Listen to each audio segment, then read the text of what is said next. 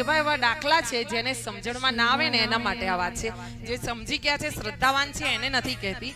એવા એવા દાખલા છે કે કોઈ અમારે દોરા દાંડામાં જાઓ, પાલેજની ઉપર દોરા ને દાંડા ગામ છે, એમાં રાજ રણમલસિંહ છે, એમના ઘરેથી જાત્રા કાઢવામાં આવી જાન ભોળાનાથની, અને ગામમાંથી ચાંદીનું ખાલી મુખોટું આવે ને, શિવલિંગ ઉપર પહેરાવે ને પંચમુખી, એ ખાલી 2 કિલોનું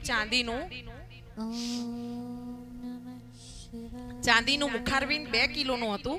એને અભિમંત્રિત કરીને અમે એક બળદ મંગાવ્યો, અને બળદના જે ભાઈ હતા ભૂપતસિંહભાઈ રાજે એમ કીધું મને કે બેન, આપણો બળદ છે ને બબ્બે હાથી ખેંચી જાય, બબ્બે હળ હામટા ખેંચી જાય, એના પર ઉભા રાખો 2 માણસને, એ હળ સાથે ખેંચી જાય, અને છતાં આખું ખેતર ખેડીને પાણી પીવા ઊભો ન રહે વચ્ચે.